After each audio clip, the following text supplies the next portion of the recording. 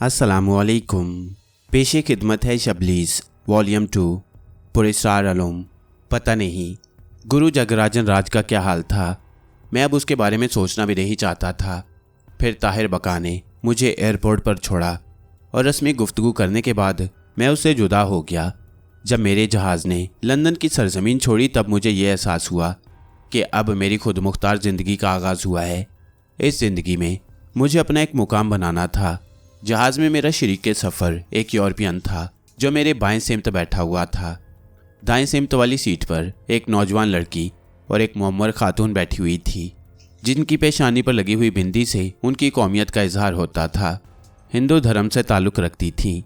लड़की के चेहरे पर मेरी निगाह पड़ी तो मुझे एक अजीब सा एहसास हुआ। वह बहुत खूबसूरत थी, लेकिन उसके चेहरे पर एक खोया खोयापन था। मैंने इससे ज़्यादा मालूमात हासिल करना मुनासिब नहीं समझा। सफ़र जारी था और बहुत देर तक मैं खामोश बैठा अपने ख्यालात में गुम रहा। फिर तेज़ चीखों की आवाज़ सुनकर मैं चौंक पड़ा। ना सिर्फ मैं बल्कि जहाज़ में बैठे दूसरे लोग भी चौंक पड़े।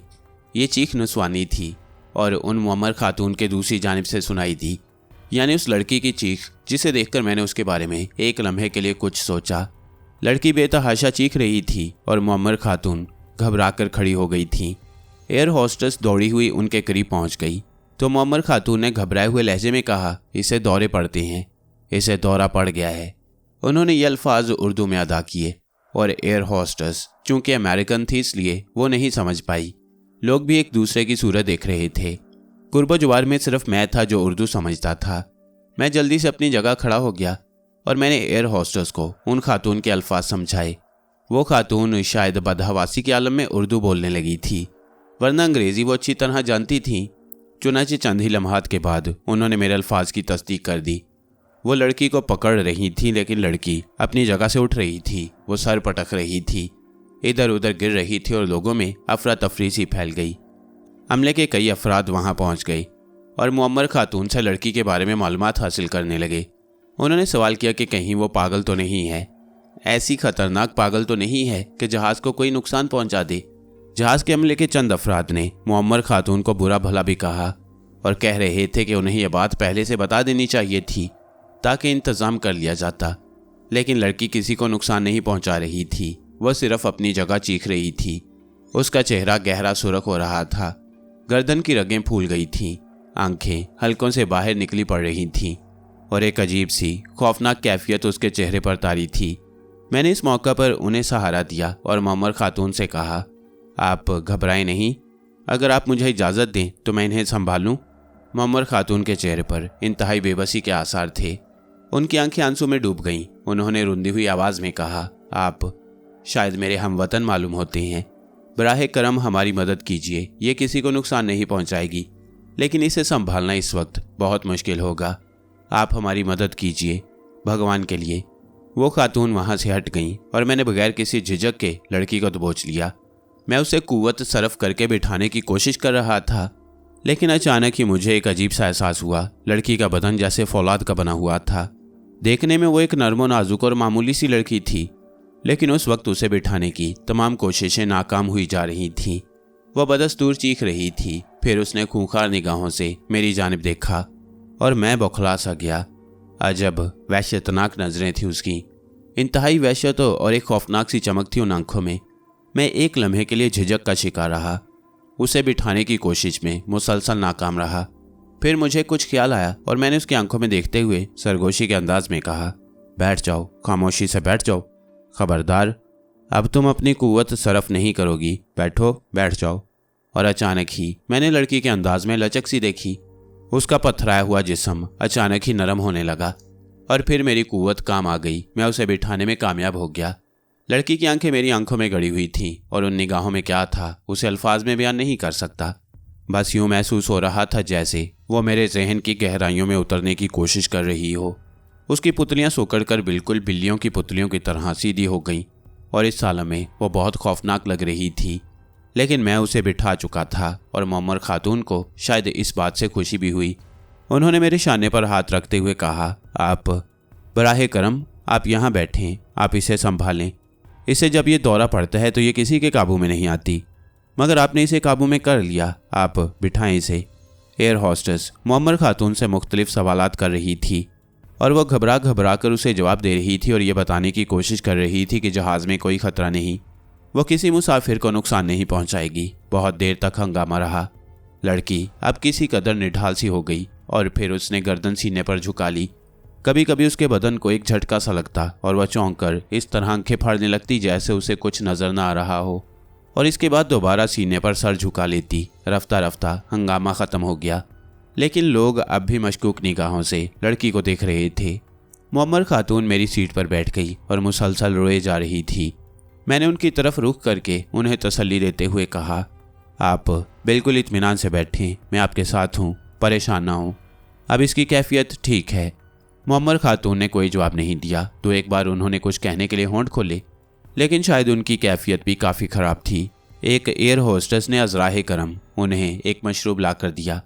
उन्होंने फ़ौरन कबूल कर लिया और उसके बड़े बड़े घूंट सीने में उतार लिए।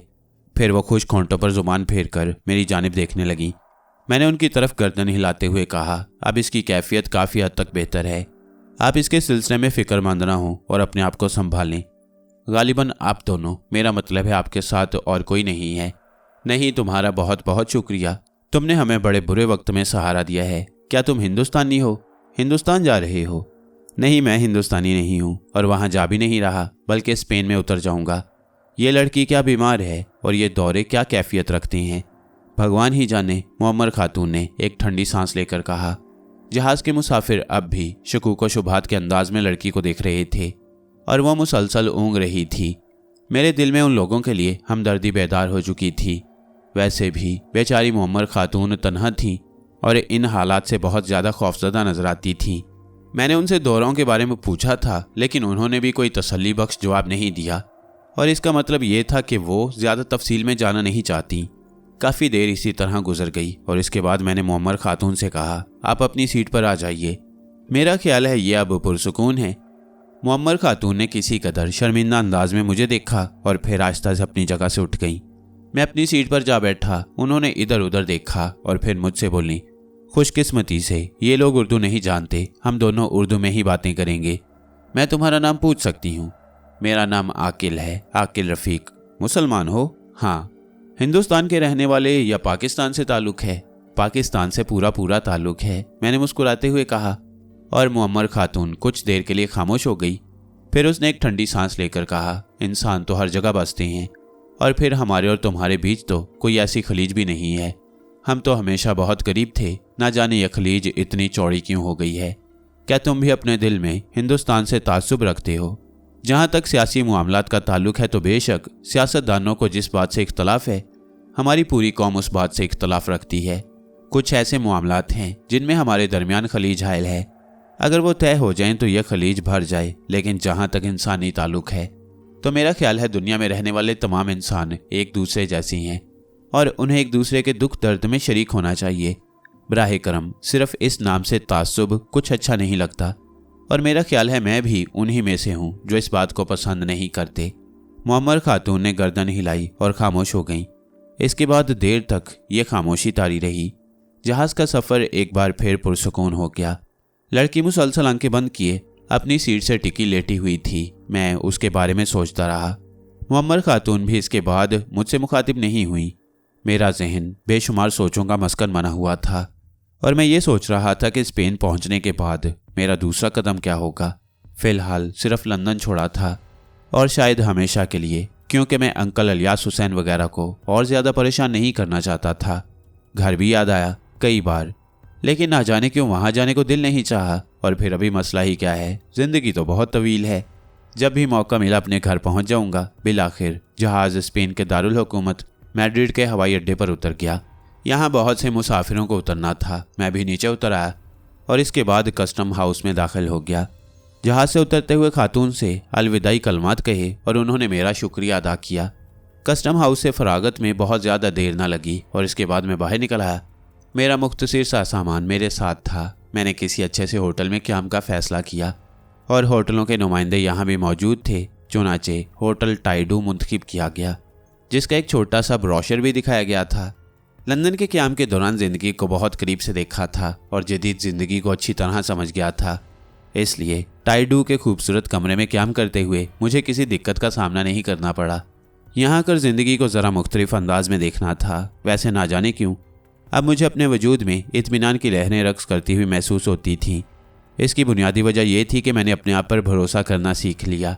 ज़िंदगी का एक दौर ख़त्म हो चुका था, दूसरा दौर शुरू हुआ। पहले दौर में मैंने बेहतरीन हालात का सामना किया और हमेशा दूसरों के सहारे कदम आगे बढ़ाता रहा। वह समझने का दौर था और अब कुछ समझ गया था। अपने अंदर मौजूद कुव्वतों का पूरा अंदाज़ा होता जा रहा था और इस पर मुझे बड़ा एतमाद हो रहा था। किसी भी मुल्क, दुनिया के किसी भी गोशे में मेरे लिए कोई ख़ास मुश्किल नहीं थी।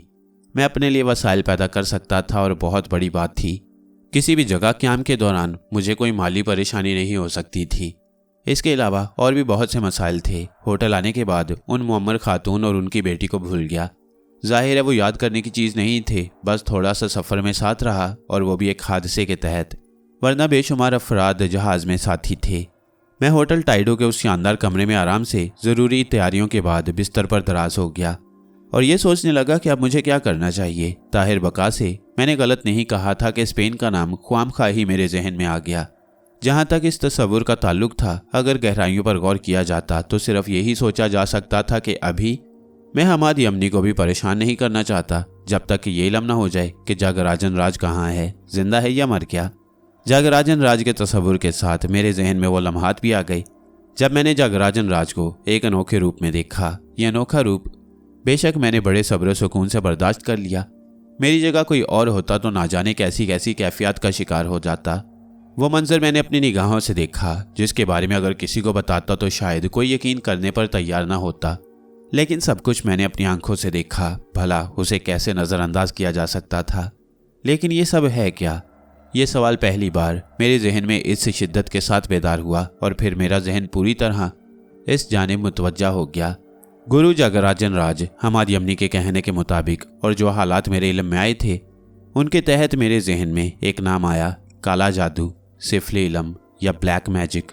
ये एक ही चीज़ थी और इनका ताल्लुक जादू से था। मैं जादू के बारे में बिल्कुल नहीं जानता था, कहीं से मालूमात ही नहीं हासिल हो सकी थी। अलबत्ता हमाद यमनी ने खुद मुझे मेरे बारे में जो कुछ बताया था वो बहुत अजीब था। काले जहन वाले, जिन्हें ब्लैकर्स या शबलीस कहा जाता है, ये ब्लैकर्स या शबलीस ज़हनी तौर पर ये कुव्वतें कहाँ से हासिल करती हैं? अगर ये कुव्वतें कुदरती हैं तो फिर इनका इस्तेमाल क्या हो सकता है? मैं इब्तदा ही से इन कुव्वतों से आशना था और इनकी वजह से मेरी ज़िंदगी में बड़ी आसानियाँ पैदा हुई थीं। ना सिर्फ मेरी ज़िंदगी में बल्कि मेरे वालिदैन भी इन कुव्वतों से पूरी तरह फ़ायदा उठा चुके थे। अगर मेरा अंदाज़ा गलत नहीं और जैसा कि अंकल इलियास हुसैन ने कहा, उनके पास बेशुमार दौलत पहुंच चुकी थी। बेपनाह मैं इसलिए कह सकता हूं कि उनके जो वसाइल थे वो ऐसे थे कि वो कभी इस कदर दौलत नहीं हासिल कर सकते थे। ये भी एक ठोस सच्चाई थी कि अगर मैं अंकल इलियास हुसैन के साथ रहता तो जैसा कि उन्होंने कहा कि वो मेरे ज़रिए होने वाले कारोबार का मुनाफा उन लोगों को भेजेंगे, तो अगर ये मुमकिन हो जाता तो बिलाशुबा वहाँ हमारी एक बड़ी हैसियत होती। लेकिन सूरत हाल ने हमारा साथ नहीं दिया और इस तरह मुझे अंकल इलियास हुसैन को छोड़ना पड़ा जहाँ तक अपने वालिदैन और बहन भाइयों का ताल्लुक था। सच्ची बात तो यह है कि इब्तदाई से कुछ हालात ऐसे हुए थे कि मैं उनसे सबसे कटा कटा सा रहा। हमारे यहाँ मोहब्बतों का वो तस्वुर नहीं था जो आमतौर से ऐसे घरानों में पाया जाता है, बल्कि शायद हालात के तहत कुछ अजीब सा नफसा नफसी का आलम रहा। ताहम इस बात को नज़रअंदाज नहीं किया जा सकता कि वो मेरे बहन भाई हैं और मैंने उनके साथ ज़िंदगी का एक बड़ा हिस्सा गुजारा। मौका मिला तो उनके लिए भी बहुत कुछ करने का इरादा था। लेकिन अब सवाल ये पैदा होता है कि मैं अपनी ज़िंदगी को किस ढप पर लाऊं। ये बात तो मैं अच्छी तरह जानता था कि अंकल इलियास हुसैन से दूर होने के बाद अब मुस्तकबिल के लिए बड़ा मोहतात होना पड़ेगा। कोई भी कदम अगर गलत उठ गया तो मुसीबतें इस तरह सर पर नाजिल होंगी कि बचना मुश्किल हो जाएगा। एहतियात अव्वल चीज़ है। दूसरा ख्याल मेरे जहन में जागराजन राज का था। उसकी शख्सियत पर मैंने बहुत गौर किया। काले इल्म का माहिर था और उसने एक बहुत बड़ा हल्का अपने लिए बना रखा था। दुनिया भर में उसके आदमी फैले हुए थे। यकीनी तौर पर उन तमाम लोगों को ये बात मालूम हो जाएगी कि जागराजन राज को नुकसान पहुंचाने वाला कौन है और इस तरह सारी दुनिया में मुझे बेशुमार दुश्मनों का सामना करना पड़ेगा। लेकिन क्या यह ज़रूरी है कि मैं खुद को मंजरेआम पर लाऊं? अगर ऐसा कोई मौका आ भी गया तो उनसे निमट लिया जाएगा। लेकिन एक बात बड़ी शिद्दत से मैंने महसूस की, वो ये थी कि इस दुनिया को समझने के लिए, मेरा मतलब है जादू और काले इल्म की दुनिया को समझने के लिए, मुझे एक उस्ताद की ज़रूरत है। और वह उस्ताद यकीनी तौर पर हमाद यमनी नहीं हो सकते। हमाद यमनी क्या इल्म जानते थे, उनका अपना मसला क्या था, ये बात एक अलग हैसियत रखती थी। कभी उन्होंने मुझे तफसील से बताया ही नहीं और ना ही मैंने पूछा, लेकिन जगराज के सामने वो बिल्कुल बेबस हो गई। भला ऐसे किसी आदमी को उस्ताद कैसे बनाया जा सकता था। वैसे जगराजन राज बेपनाह दौलतमंद था और ये दौलत उसने अपनी चालाकियों ही से हासिल की। ये दुनिया दौलत के बल पर चलती है। अगर इंसान के माली वसाइल बेहतरीन हो तो फिर उसके लिए बहुत सी आसानियां भी पैदा हो जाती हैं, और ये तमाम आसानियां मुझे दरकार थीं। ये दूसरी बात है कि अपने इस इल्म से मैं किसी को नुकसान नहीं पहुंचाऊंगा, बल्कि जिस तरह मैंने जमाल की मदद की थी उसी तरह दूसरे लोगों की भी मदद करता रहूंगा। हाँ, काले इल्म की जो गंदगियां हैं मैं उन्हें कभी कबूल नहीं करूंगा। अलबत्ता काले इल्म की खोज लगाना बहुत ज़रूरी है। इन तमाम चीज़ों ने मुझे ज़हनी तौर पर मुतमईन किया। दरअसल मुस्तकबिल के बारे में जब कोई सही फैसला ना कर लिया जाए, आदमी ज़हनी तौर पर मुतमईन नहीं हो सकता। और मैंने अपने लिए जो फैसले किए थे वो यहाँ स्पेन के इस होटल में आकर सही मायनों में किए, और अब इन्हीं फैसलों के तहत मैं ज़िंदगी गुजारना चाहता था, और इनमें कोई तरमीम मेरे लिए मुमकिन नहीं थी। जैसा कि मैं पहले भी कह चुका हूँ कि मेरे इस एतमाद ने मुझे कम अज़ कम एक एहसास ज़रूर दिया, वो ये कि दुनिया भर में मेरे बैंक खुले हुए हैं, और ये बैंक वो जुए खाने थे जहाँ मैं जुआ खेल कर रकम जमा कर सकता था। थोड़ी बहुत रकम मेरे पास महफूज थी जिससे अभी काफ़ी हद तक काम चला सकता था, लेकिन स्पेन में भी अगर मुझे रकम की ज़रूरत पेश आई तो यहाँ भी जुए खानों की कमी नहीं होगी। शाम हो गई, मौसम बेहद खुशगवार था। मैंने एक खूबसूरत लिबास पहना और इसके बाद होटल के कमरे से बाहर निकल आया। बाहर की दुनिया देखना भी बेहद ज़रूरी था, और सबसे बड़ी बात यह कि अपने अंदर एतमाद होना चाहिए। लेकिन बाहर कदम रखते ही पहला झटका जो जहन को लगा वो एक सूरत को देखकर लगा। ये वही लड़की थी जो जहाज़ में मेरी हमसफ़र थी और जिसकी कैफियत उस वक्त बहुत ख़राब थी, लेकिन इस वक्त वो बहुत खूबसूरत नजर आ रही थी। उसने काला दर्जे का लिबास पहना हुआ था, बाल बड़े सलीके से बनाए हुए, और वो भटके भटके से अंदाज में राहदारी में आगे बढ़ रही थी। मैं उसे देखकर शशदा रह गया। ये अंदाज़ा नहीं हो पाया कि वो कहाँ से निकली है या फिर यहाँ कहाँ से आ गई। मेरे सामने ही वो जहाज़ में सफ़र कर रही थी और मेरे अंदाजे के मुताबिक अब उसे हिंदुस्तान में होना चाहिए था, लेकिन वो यहाँ। मैं तेज़ रफ्तारी से आगे बढ़ा और उस लड़की के करीब पहुँच गया। उसने भी गालिबन मेरे तेज़ कदमों की आहट महसूस कर ली। वो चौंक कर रुकी और मुझे सवालिया निगाहों से देखने लगी। मेरा ख्याल था कि वो मुझे पहचान लेगी, लेकिन उसके चेहरे पर अजनबी तासुरात थे। मैं रुक गया और वो मुझे सवालिया निगाहों से देखती रही। फिर बोली, आप मुझसे कुछ कहना चाहते हैं? जी, मैंने फ़ौरन ही खुद को संभाल कर कहा। फरमाइए। वो अंग्रेज़ी बोल रही थी। खातून, मैं आपका नाम पूछ सकता हूँ? क्यों? उसने सवाल किया। आपने मुझे नहीं पहचाना? जी नहीं, मगर मैंने आपको पहचान लिया है। हो सकता है, वो बेनियाजी से बोली। आपके साथ एक खातून है, वो कहाँ है? मैंने सवाल किया। कमरा नंबर 827 में, उसने कहा और आगे बढ़ गई। मैं एक लम्हे के लिए सोच में डूबा रहा। यकीनी तौर पर उस वक्त वो जिस आलम में थी उसमें उसके लिए किसी को पहचानने की सलाहियत नहीं थी। इस वक्त वो बेहतर हालत में थी, लेकिन कमरा नंबर 827 ही कितना दूर था। ये बात इंतहाई हैरत का बाइस थी कि ये दोनों माँ बेटियाँ स्पेन में हैं और अभी तक हैं। ना जाने क्यों ऐसा हुआ। मेरा कमरा नंबर 820 था और सिर्फ 7वां कमरा उन खातून का हो सकता था। चुनाचे मैं लड़की को नज़रअंदाज करके उसी कमरे की जानिब बढ़ गया और फिर मैंने आहिस्ता से कमरे के दरवाजे पर दस्तक दी। अंदर से आने वाली आवाज़ को मैंने पहचान लिया। उन्हीं खातून की आवाज़ थी। उन्होंने मुझे अंदर आने की इजाज़त दी। गालिबन वेटर वगैरह समझी होंगी। मैं दरवाज़ा खोलकर अंदर दाखिल हो गया। खातून एक आरामदेह कुर्सी पर दराज एक रसाला देख रही थीं। उन्होंने गर्दन उठाकर मुझे देखा और फिर बुरी तरह उछल पड़ी। ओ, अरे तुम? उन्होंने हैरत से कहा। शुक्र है आपने मुझे पहचान लिया। ओ माय डियर, मैंने कितनी बार तुम्हारे बारे में सोचा है। कितना दुख हुआ है मुझे तुम्हारे जुदा हो जाने का, बयान नहीं कर सकती। आपको यहाँ देखकर मुझे जिस कदर हैरत हुई है मैं बता नहीं सकता। मगर तुमने मुझे कमरे में कहाँ से देख लिया? आओ बैठो ना, खातून ने बेतकल्लुफ़ी से कहा और मैं उनके सामने पड़ी हुई कुर्सी पर बैठ गया। मेरे होंठों पर मुस्कुराहट फैल गई। मैंने उनसे कहा, मैंने आपको कमरे में तो नहीं देखा, लेकिन आपकी साहिबजादी उधर से गुजर रही थी, उन पर निगाह पड़ गई। उन्होंने तो मुझे बिल्कुल नहीं पहचाना। मुअम्मर खातून ने एक ठंडी सी सांस ली और आहिस्ता से बोली, सवाल ही नहीं पैदा होता। उस आलम में जो कुछ होता है वो उससे बिल्कुल नावाकिफ़ हो जाती है। इस वक्त वो बिल्कुल होश में थी, लेकिन आप तो हिंदुस्तान जा रही थी। मुझे जहाज़ से उतार दिया गया। जहाज के अमले ने गालिबन कंपनी के बाइख्तियार लोगों से गुफ्तगू की और मुझसे दरख्वास्त की गई कि मैं स्पेन में काम कर लूं, चूंकि मेरे साथ सफ़र करने वाली लड़की जहाज के लिए बहुत ख़तरनाक हो सकती है। वो लोग दूसरे मुसाफिरों की ज़िंदगी खतरे में नहीं डाल सकते। मेरे टिकट कैंसिल कर दिए गए हैं, लेकिन ये तो ज़्यादती है। हाँ, लेकिन उन्होंने भी अपनी मजबूरी जाहिर की और अब इसके बाद मुझे स्पेन में खुसूसी क़याम की इजाज़त दे दी गई। अब देखो क्या होता है, मुझे थोड़ी सी दिक्कतों का सामना करना पड़ेगा।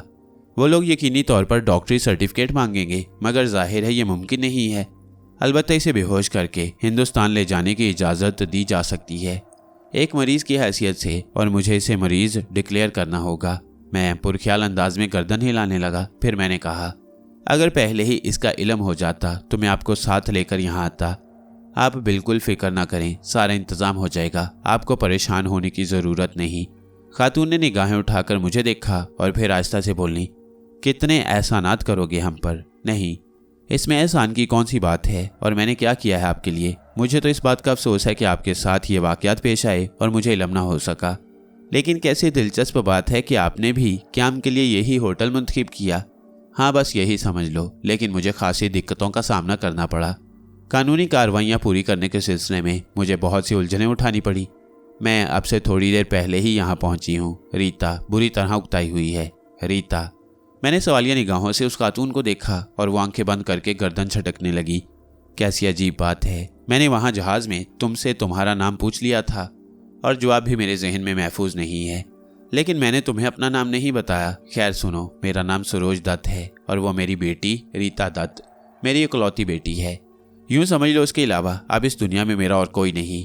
मेरे पति कैलाश दत्त एक बहुत बड़े बिजनेसमैन और जागीरदार थे। उनका सारा कारोबार हिंदुस्तान में फैला हुआ है।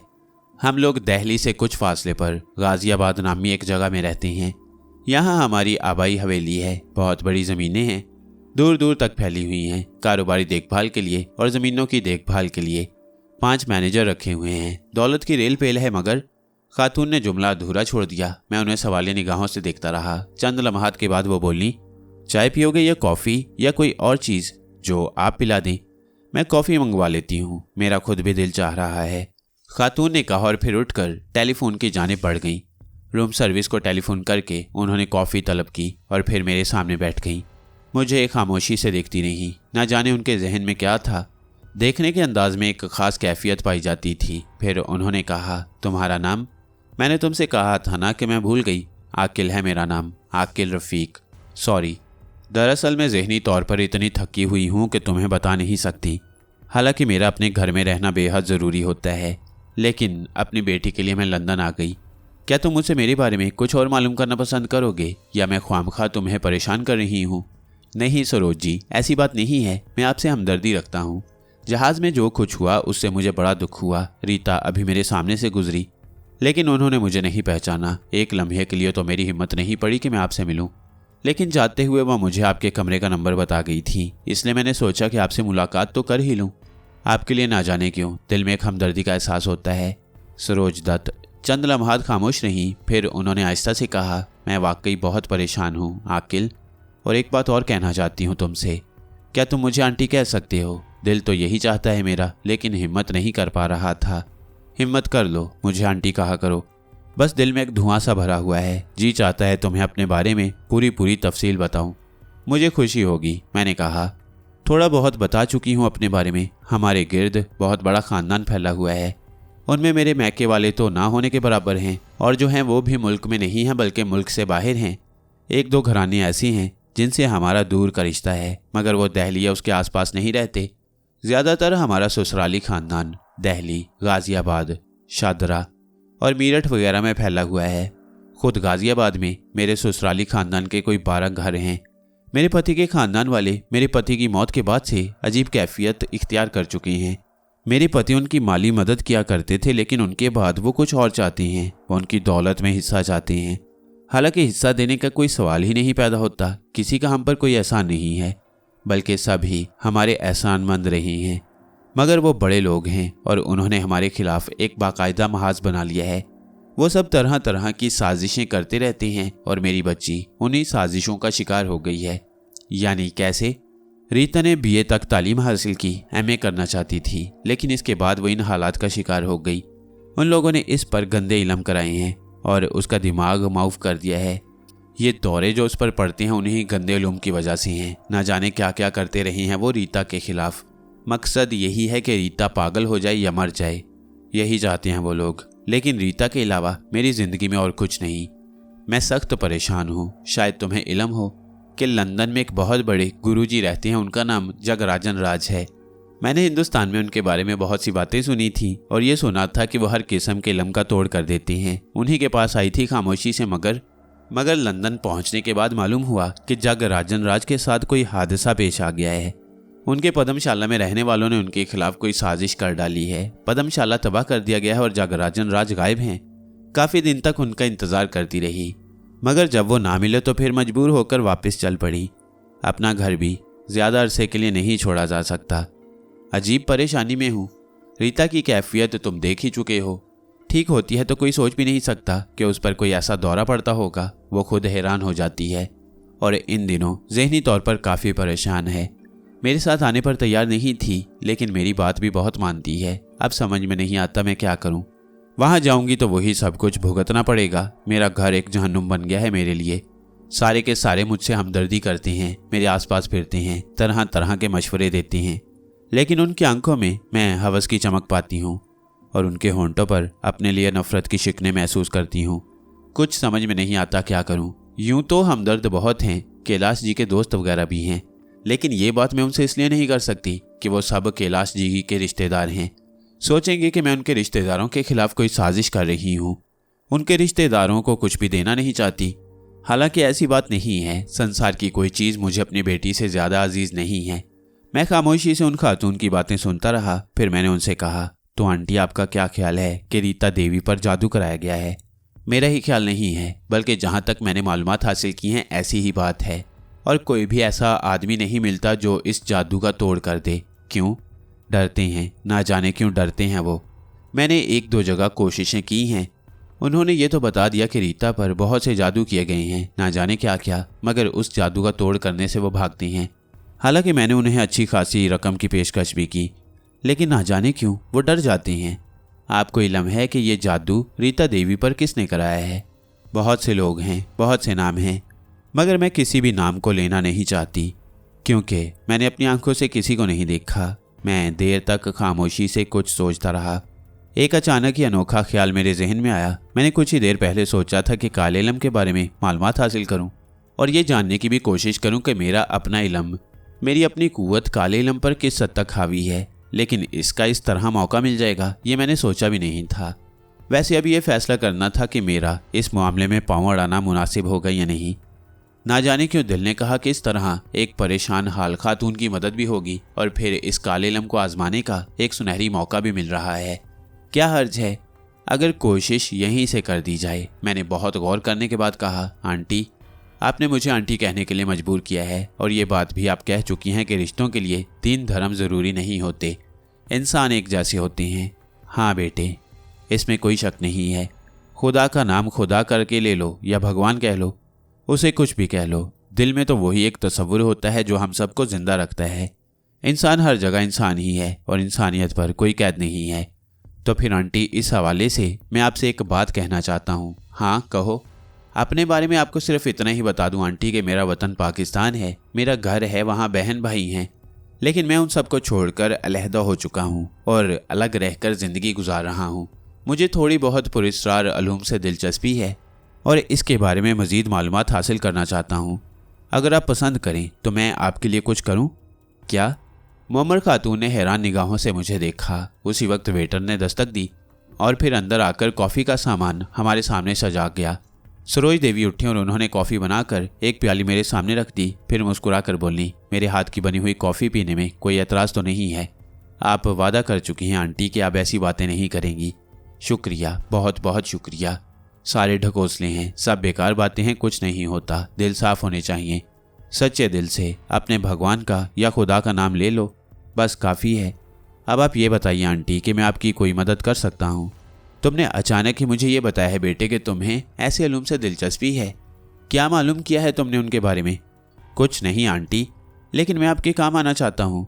वो कॉफ़ी के घूंट लेती रहीं, सोचती रहीं। फिर उन्होंने आहिस्ता से कहा, मेरे साथ हिंदुस्तान चलोगे? जी हाँ, मैं आपके साथ हिंदुस्तान चलना चाहता हूँ। मगर तुम स्पेन किस लिए आए थे? आवारागर्दी के लिए, सियाहत के लिए? हिंदुस्तान इससे पहले गए हो? कभी नहीं। तो फिर एक बार ज़रूर देखो और मेरे साथ देखो, बड़ा खूबसूरत है हिंदुस्तान।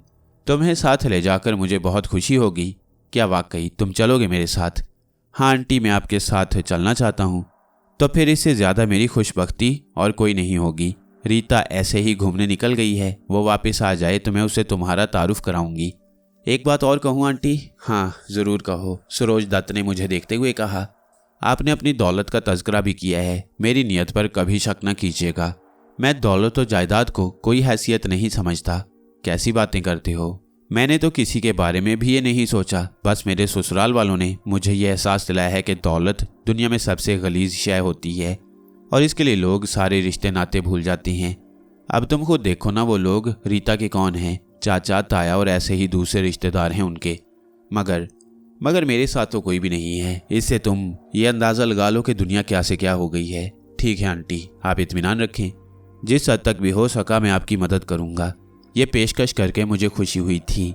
ज़िंदगी में कुछ आगे बढ़ने का मौका मिल रहा था। ये फ़ैसला मैंने ज़्यादा अरसे पहले नहीं किया, लेकिन इसकी तकमील इस तरह हो जाएगी मुझे इसका अंदाज़ा नहीं था। हम लोग कॉफ़ी पीते रहे, रीता वापस नहीं आई। काफ़ी देर बैठने के बाद मैंने सरोज दत्त जी से इजाज़त ले ली और अपने कमरे में आ गया। रात के तकरीबन 10 बजे होंगे जब सरोज दत्त मेरे कमरे में दाखिल हुई। रीता उनके साथ थी। मैंने खुश इखलाकी से उन्हें बैठने की पेशकश की तो वो कहने लगी, तुम्हारे कमरे में रोशनी थी। हालांकि हमने सोचा था कि हो सकता है तुम भी होटल की तफरीहात में हिस्सा लेने के लिए नीचे उतर गई हो। नहीं आंटी, मुझे ऐसी अहमकाना तफरीहात से कोई दिलचस्पी नहीं है। रीता मुझे बगौर देख रही थी। सरोज देवी ने कहा, रीता ये हैं आकिल। मैंने आकिल इन्हें तुम्हारे बारे में तफसीलात बताई हैं। बैठिए रीता जी। आपने खाना खा लिया आंटी? हाँ, अभी थोड़ी देर ही तो हुई, सरोज देवी ने कहा। रीता ने कहा, सुना है आप हमारे साथ हिंदुस्तान चल रही हैं? जी रीता देवी, अगर आपको एतराज़ ना हो तो। नहीं, मुझे क्या एतराज़ हो सकता है? माता जी ने मुझे बताया था कि जहाज़ में मेरी तबीयत बिगड़ गई तो आपने हमें सहारा दिया। बाद में भी आपसे इत्तफाकिया तौर पर ही मुलाकात हुई। माफ़ कीजिएगा, मैं तो चूंकि जहाज़ में बुरी हालत में थी इसलिए आपको नहीं पहचान सकी। मैंने खुश्क से अंदाज में आपको जवाब दे दिया। नहीं रीता जी, कोई ऐसी खास बात नहीं है। आकिल साहब, ये पूछ सकती हूँ कि आप हमारे साथ चलने पर क्यों तैयार हो गई हैं? रीता ने सवाल किया और सरोज देवी जल्दी से बोल पड़ी, दरअसल आकिल ये बड़ी खोजी लड़की है, हर बात की खोज में रहती है, हर चीज़ पर शक करती है। तुम इसकी बात का बिल्कुल बुरा ना मानना। नहीं आंटी जी, इनका ये सोचना बिल्कुल दुरुस्त है। तो इसका जवाब ये है रीता जी कि इससे पहले मेरे जहन में आपके साथ चलने का कोई ख्याल नहीं था, लेकिन आंटी को बता चुका हूँ कि दुनिया के पुरस्कार उलूम से मुझे दिलचस्पी है और मैं उनके बारे में ज़्यादा से ज़्यादा जानना चाहता हूँ। हिंदुस्तान की सरजमीन से ऐसी पुरस्कार कहानियाँ मुंसलिक हैं जिन्हें मैंने कई बार सुना है। मैं उन्हें अपनी आंखों से देखना चाहता हूँ और हो सकता है इसके सिलसिले में आपके भी कुछ काम आ जाऊँ। एक बात बताऊँ, आपको ज़रा सी दिक्कत उठानी पड़ेगी आकिल जी, रीता ने कहा। क्या? आप एक हिंदू घराने में जा रही हैं जिसमें सारे के सारे हिंदू ही भरे हुए हैं। हालांकि ये भी एक सच है कि मेरे पिताजी के बहुत से मुसलमान दोस्त हैं, खुद गाज़ियाबाद में। हमारे ऐसे कई जानने वाले हैं जो मुसलमान हैं। हमारे घरों में उनका आना जाना है, लेकिन साथ रहने का मसला ज़रा परेशान कुन होगा। हमें तो कोई तकलीफ़ नहीं होगी, आपको खुद ही कहीं कोई एतराज़ ना हो। जिस चीज़ में मुझे एतराज़ होगा रीता जी तो मैं आपसे मदद ले लूँगा। बस मैंने आपको ये बता देना ज़रूरी समझा। हालांकि दुनिया, इंसानियत इन सारी चीज़ों से बहुत आगे निकल चुकी है। दीन धर्म तो इंसान के अपने दिल में होते हैं। सारे मज़हब सच्चाई सिखाती हैं और सच के रास्ते एक दूसरे से अलग नहीं होते।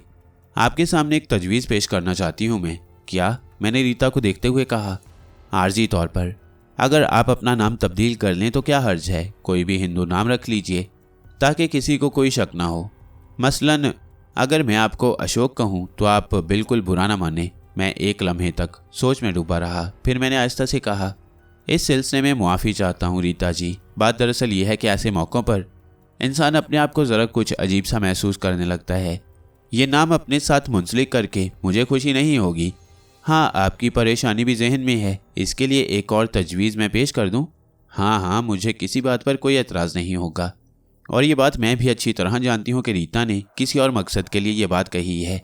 वहाँ हज़ारों खोजी होंगे जो तुम्हारी खोज करेंगे और ये मालूम करना चाहेंगे कि तुम कौन हो। और मैं किस लिए तुम्हें अपने साथ लाई हूँ। बड़े पहरे बिठा रखे हैं मेरे शौहर के रिश्तेदारों ने मुझ पर। हालांकि कोई मेरा कुछ नहीं बिगाड़ सकता, लेकिन बस रिश्तों का खेल खेल रहे हैं वो। बड़े भी हैं, मेरे छोटे भी।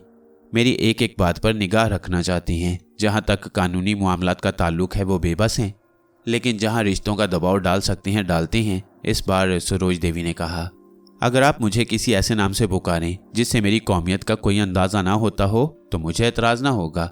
रीता बेख्तियार हंस पड़ी और बोली, यकीन करो आकिल जी, यही मैं भी सोच रही थी।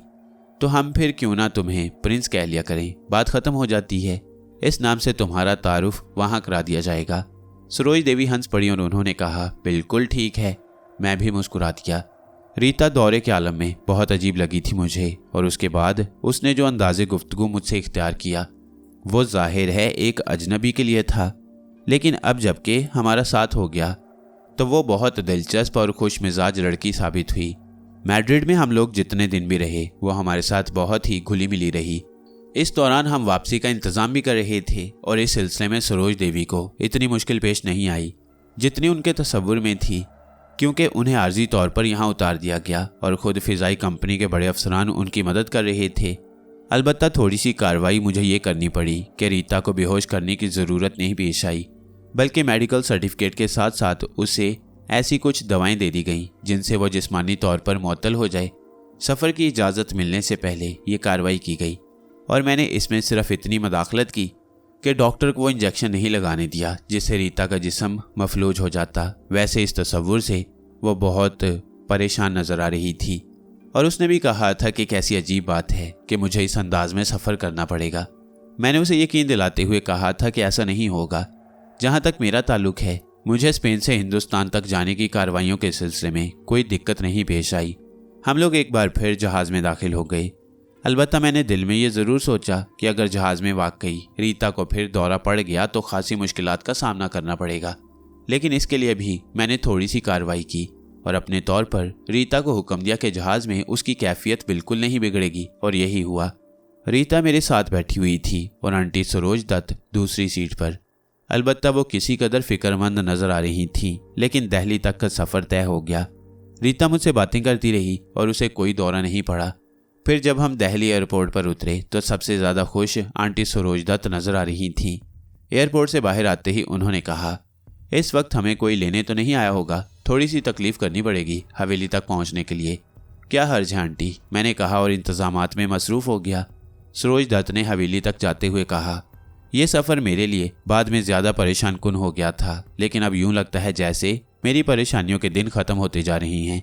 मैंने कोई जवाब नहीं दिया। कुछ देर के बाद हम उस खूबसूरत और जदीदो कदीम तर्ज की बनी हुई हवेली में दाखिल हो गए जो पंडित कैलाश दत्त की थी। हवेली में दाखिल होते ही एकदम शोर मच गया। हालांकि रात का वक्त था और हवेली में खासा सन्नाटा नज़र आ रहा था, लेकिन सरोज देवी के अचानक इस तरह पहुंच जाते ही वहां खलबली मच गई। भांत भांत के लोग ना जाने कहां कहां से निकल पड़े और तरह तरह के सवालात सरोज दत्त से किए जाने लगे। उन्होंने करख्त लहजे में कहा, आप लोग अपनी अपनी हाँकते रहेंगे या आप मुझे आराम भी करने देंगे? लंबा सफ़र करके आई हूँ, इस वक्त आराम के सिवा और कुछ नहीं करना चाहती। रीता ने खुद भी अपना चेहरा बिल्कुल स्पार्ट बनाया हुआ था। हालांकि यहाँ उसकी हम उम्र बहुत सी खूबसूरत लड़कियां नजर आ रही थीं, लेकिन उस वक्त उसने किसी को लिफ्ट नहीं दी। हम तीनों अंदर पहुंच गए। अंदर पहुंचकर आंटी सरोज दत्त ने एक बूढ़े मुलाजिम को बुलाकर कहा, देखो हमारे सोने के कमरे के पीछे वाला कमरा इनके लिए ठीक कर दो। जिस चीज़ की वहाँ कमी हो उसे पूरा कर देना, कोई तकलीफ ना होने पाए इन्हें। हाँ प्रिंस, ये बताइए आप कुछ खाएंगे? मेरे ख्याल में आंटी इस वक्त कुछ नहीं। तो फिर ठीक है, आराम कीजिए। जहाज़ में हमें बाकायदा खाना दिया गया था और हम तीनों ने ही खाया, इसलिए इस वक्त भूख तो बिल्कुल नहीं लग रही थी। मुझे जिस कमरे में पहुंचाया गया वैसी अजीमो शान हवेली का ऐसा ही कमरा होना चाहिए था। जिंदगी की हर आसाइश से आरास्ता। छत में बहुत बड़ा फानूस अटका हुआ, कीमती बिस्तर, एक तरफ सोफ़ा सेट, बाथरूम मुंसलिक था, गर्ज उसमें आसाइश का हर सामान मौजूद था। आंटी सरोज दत्त ने यकीनन सोच समझकर ही इसे मेरे हवाले किया होगा। उन्होंने ये भी कहा था कि उनका कमरा इस कमरे की पुश्त पर है, लेकिन अकबी सिमत से कोई ऐसी चीज़ नहीं थी जिससे हमारे और उनके दरमियान राब्ता हो सकता। कमरे में आराम करते हुए मैंने इस दिलचस्प सूरत हाल के बारे में सोचा। हालांकि स्पेन में क़याम करने का इरादा था, कोई मकसद वहाँ भी नहीं था, लेकिन अब दिल में कुछ नए एहसासात बेदार होने लगे और उनका तज़किरा मैं पहले ही कर चुका हूँ। यानी ये कि अगर इन पुरस्रार उलूम का वास्ता मेरी ज़िंदगी से बराह रास्त हो ही चुका है तो फिर क्यों ना इनके बारे में ज़्यादा से ज़्यादा मालूमात हासिल की जाएं और इन्हीं में अपना मुस्तकबिल तलाश किया जाए। अंदाज़ क्या होगा इसका, ये फ़ैसला मैंने अभी तक नहीं किया था। इस सिलसिले में भी किसी की रहनुमाई की ज़रूरत थी। जहाज़ में मैंने रीता दत्त की जो कैफियत देखी उसके बारे में अंदाज़ा मुझे बखूबी हो चुका था कि उसमें कोई मानवीयत नहीं है, और इसके बाद आंटी सरोज ने जो सूरत हाल बताई उसने भी दिल में दिलचस्पियां पैदा कर दी। देखूं तो सही, पुरस्रार हिंदुस्तान में ये सारी कार्रवाइयाँ किस अंदाज में होती हैं। जहाँ तक मेरे घर का ताल्लुक था तो उससे इतने राब्ते ज़रूर रखूँगा कि उन लोगों को माली मदद फराहम करता रहूँ ताकि उन्हें मेरी ज़िंदगी का इल्म भी होता रहे और साथ ही साथ उनके मसाइल भी हल होते रहें। इसके लिए भी अभी कोई सही तरीक़ाकार मैंने दरियाफ्त नहीं किया, लेकिन ये कौन सा मुश्किल काम था। इस वक्त पूरी तवज्जो सरोज देवी के घर पर होनी चाहिए। ये मालूम करूं कि वो लोग कौन हैं जो रीता दत्त की इस कैफियत का बायस हैं, और इसके लिए रात ही में मैंने एक तरीका दरियाफ्त किया। सरोज देवी के इर्द गिर्द फैले हुए उनके रिश्तेदारों को जहनी तौर पर अपने काबू में करके उनसे ये मालूम करूं कि उनके दिलों में सरोज देवी के लिए क्या क्या कैफियत छुपी हुई हैं। जो किरदार भी मेरे सामने आए उसका तज्जिया करूं। बिलाशुबा ये एक दिलचस्प काम था और इसका आगाज़ मैं दूसरे दिन ही से कर देना चाहता था। रात गुजर गई, पुरसुकून नींद सोया। दिन में देर तक सोया रहा था। जागा तो तेज़ रोशनी से ये एहसास हुआ कि वक्त काफ़ी गुजर चुका है। दीवार पर लगी हुई घड़ी 9:20 का ऐलान कर रही थी। मैंने मसहरी से छलांग लगा दी। ना जाने इस हवेली के मामूलात क्या हों। गुसल खाने में दाखिल हुआ, गुसल किया, लिबास तब्दील किया। बाहर निकला तो सरोज देवी मौजूद थी। मुझे देखकर मुस्कुराई और मैंने माज़रत आमेज़ लहजे में कहा, मुआफ़ी चाहता हूँ। आंटी रात को बहुत देर तक यहाँ के हालात के बारे में सोचता रहा और फिर नई जगह थी, नींद आने में भी थोड़ी सी दिक्कत हुई, इसलिए देर तक सोता रहा। मेरा ख्याल है कल से आपको इन मुश्किलात का सामना नहीं करना पड़ेगा। अरे नहीं नहीं, भला इसमें क्या बात है, तुम मेहमान हो, कोई ऐसी जिम्मेदारी तो नहीं है तुम्हारे ऊपर। अच्छा ये बताओ नाश्ते में क्या खाना पसंद करोगे? वैसे मुआफ़ करना डियर, मैंने तुम्हारे लिए खाने पीने का इंतज़ाम जो किया है उसमें ज़्यादातर भाजी तरकारी वगैरह ही होगी जो हम लोग खाते हैं। गोश्त हम तुम्हें बिल्कुल नहीं देंगे, लेकिन जब तुम्हारा दिल चाहे किसी भी अच्छे मुसलमान होटल में। आंटी ये मसला नहीं है, आप क्यों इसके लिए फ़िक्रमंद हो रही हैं?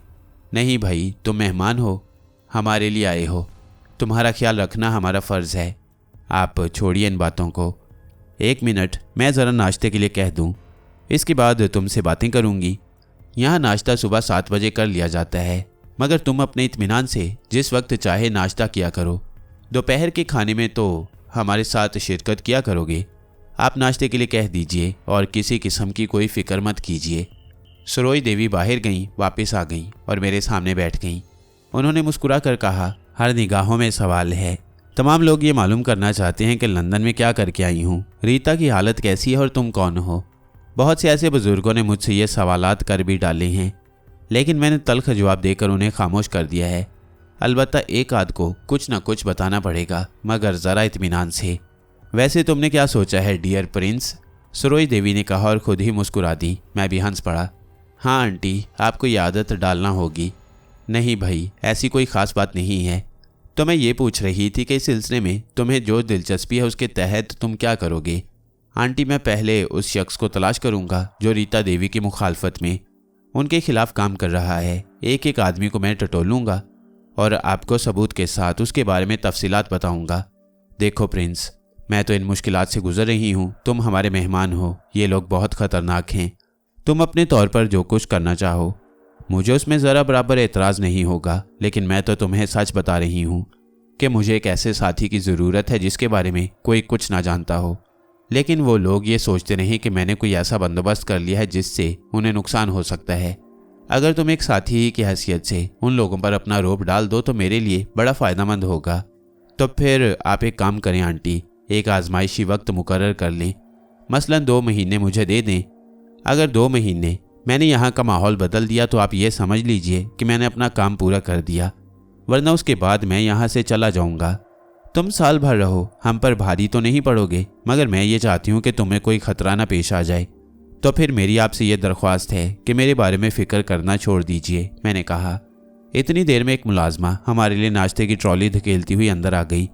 ट्रॉली पर हर तरह का साजो सामान सजा हुआ था और मैं नाश्ते में मसरूफ हो गया। सरोज देवी ने अपने लिए चाय की एक प्याली बनाकर अपने सामने रख ली। वो खामोश बैठी रहीं। ज्यादा देर नहीं गुजरी थी कि दरवाजे पर हल्की सी दस्तक सुनाई दी और जो हजरात अंदर तशरीफ लाए वो एक लंबे चौड़े बदन के उधेड़ उम्र आदमी थे। सर पर नेहरू कैप पहनी हुई थी और चेहरे से खासे मक्कार नजर आ रहे थे। मेरे सामने हाथ जोड़ दिए सरोज देवी कहने लगी, आइए दुर्गा प्रसाद जी, कैसे आना हुआ? मेहमान घर में आए हैं और हमें इनसे अभी तक नहीं मिलाया गया। कौन है ये, कहाँ से साथ आई हैं, किसके बेटे हैं? कुछ हमें भी तो पता चले। दुर्गा प्रसाद, अभी तो ये नाश्ता कर रही हैं। अगर आप इजाज़त दें तो ये नाश्ता कर लें, बाद में आपसे मुलाकात हो जाएगी, सरोज देवी ने खुश्क लहजे में कहा। और दुर्गा प्रसाद जी अहमकाना अंदाज में कभी सरोज जी को और कभी मुझे देखने लगे, फिर बोले, अच्छा ठीक है, कोई बात नहीं है। वो दरवाजे से बाहर निकल गए तो मैंने सवालिया निगाहों से सरोज देवी की तरफ देखा। कहने लगी, ये कैलाश दत्त जी के रिश्ते के बड़े भाई हैं, दूर के एक चचा के बेटे हैं, हवेली में रहते हैं और अपना पूरा खानदान यहीं पाल रहे हैं। कैलाश जी ने इन्हें बहुत अरसे से अपने साथ रखा हुआ है।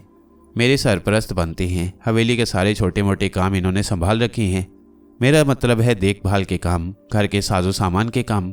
आप बिल्कुल फिक्र न करें, हर एक से तारुफ खुद ही हासिल कर लूँगा। आप सिर्फ वही करें जो हमने तय किया है। दुर्गा प्रसाद से मेरी दूसरी मुलाकात दिन को तकरीबन 11:30 बजे हुई। मैं कमरे से बाहर निकला। वो जैसे मेरी ताक ही में थे, फौरन ही मुझ तक पहुंचे और दोनों हाथ जोड़ दिए। मैं उन्हें सवालिया निगाहों से देखने लगा। नाम तो हमारा तुम्हें सुबह ही मालूम हो गया है, दुर्गा प्रसाद है, यहीं रहते हैं और इस हवेली में सारे के सारे हमें बड़ा मानते हैं। मैं भी आपको बड़ा मानता हूँ। कहिए खैरियत? आओ बेटा, तुमसे थोड़ी बातें हो जाएं। आओ इधर आ जाओ। उन्होंने बड़ी मोहब्बत से मेरा हाथ पकड़ा और एक सिमत ले गए। ये एक तन्हा और सुनसान सी जगह थी। अभी मैंने हवेली पूरी तरह देखी भी नहीं थी, लेकिन जितनी देखी थी उससे ही अंदाज़ा होता था कि वसी और इस जगह है। बेशुमार कमरे होंगे इसमें और ख़ासी पुरानी बनी हुई है। बस कुछ थोड़ी सी जिद्दत कर ली गई है उसमें, जो काफ़ी हसीन मालूम होती है। दुर्गा प्रसाद जी ने मुझे बिठाते हुए कहा, हाँ आप ज़रा अपने बारे में तो बताओ। सारे के सारे एक ही बात कहते हैं, प्रिंस प्रिंस। कहाँ के प्रिंस हो तुम? स्टेट ऑफ किंग के। कहाँ के? स्टेट ऑफ किंग, मैंने कहा। और दुर्गा प्रसाद जी मेरी सूरत देखते रहे, फिर बोले, ये तुम्हारा घर है? जी दुर्गा प्रसाद। मेरा मतलब है तुम्हारा नाम क्या है? प्रिंस। और माता पिता? मेरा मतलब है प्रिंस तो हुए, मगर माता पिता कौन हैं? फादर को किंग कहा जाता है और मदर को क्वीन। लो भैया, सारा राजमहल इकट्ठा हो गया, मगर प्रिंस, किंग, क्वीन, उन सब के नाम तो होंगे। ओहो मिस्टर दुर्गा प्रसाद जी, आप इन्हें नहीं मानते? नहीं, ये नाम कहाँ हैं? आप मेरी तौहीन कर रही हैं मिस्टर दुर्गा प्रसाद जी। मैं स्टेट ऑफ किंग का रहने वाला हूँ। मेरा नाम प्रिंस है। मेरे बाप का नाम? हाँ हाँ, वो तो सुन लिया मैंने। अच्छा छोड़ो, ये बताओ सरोज देवी को कैसे जानते हो? लंदन में मुलाकात हुई। ओहो अच्छा, समझ गया। गुरु जगराजन राज के यहाँ मिले होगे तुम उनसे? दुर्गा प्रसाद जी ने कहा और मैं गहरी निगाहों से दुर्गा प्रसाद जी को देखने लगा। फिर मैंने कहा, कौन जगराजन राज? मैं तो उन्हें नहीं जानता। लंदन में थे तुम? हाँ। और जगराजन जी को नहीं जानते? ताज्जुब है, रहते कहाँ हो? लंदन में, मैंने जवाब दिया। उल्टी सीधी बातें कर रहे हो भैया, बताना नहीं चाहते शायद अपने बारे में? दुर्गा प्रसाद जी उकता कर बोले। और अब मेरे लिए मौका था कि मैं सबसे पहले अपनी इब्तदा कर डालूं। मैंने उन्हें घूरना शुरू कर दिया। मैं उनके जहन से जहन मिलाने की कोशिश कर रहा था और दुर्गा प्रसाद जी, जो शायद उठने का इरादा कर रहे थे, उठते उठते एकदम बैठ गए। वो अजीब सी निगाहों से मुझे देख रहे थे। मैंने उनसे कहा, दुर्गा प्रसाद जी, आपसे कुछ पूछना चाहता हूँ, क्या आप जवाब देंगे? मेरे सवालिया अंदाज पर उन्होंने गर्दन हिलाते हुए कहा, हाँ हम जवाब देंगे। आप कौन हैं? मैंने सवाल किया। दुर्गा प्रसाद। श्रीमती सरोज दत्त से आपका क्या रिश्ता है? हम उसके जेठ हैं, दुर्गा प्रसाद ने जवाब दिया। आपके दिल में क्या है प्रसाद जी? क्या चाहते हैं आप श्रीमती सरोज दत्त जी से? लो भैया, चाहेंगे क्या? सारे के सारे जो चाहते हैं वो ही हम भी चाहते हैं। मतलब कैलाश दत्त के मरने के बाद यहाँ जो खेल शुरू हुआ है वही खेल हम भी खेल रहे हैं। सारे के सारे बहती गंगा में हाथ धोना चाहते हैं, तो फिर हम क्यों ना हाथ धोएं? कोई आप ये चाहते हैं कि कैलाश दत्त जी की दौलत आपको भी मिले, सब यही चाहते हैं। लेकिन कुछ लोगों ने रीता के खिलाफ साजिशें शुरू कर दी हैं। आपके ख्याल में वो साजिशी कौन हो सकता है? उस पर जादू कराने वाला धोनी शंकर के अलावा और कोई नहीं है। धोनी शंकर कौन है? इसी हवेली में रहता है, रिश्तेदार है कैलाश दत्त जी का। धोनी शंकर आपके ख्याल में क्या कर रहा है? वो इन चक्रों में बहुत रहता है, किसी साधु संत से मिल लिया होगा।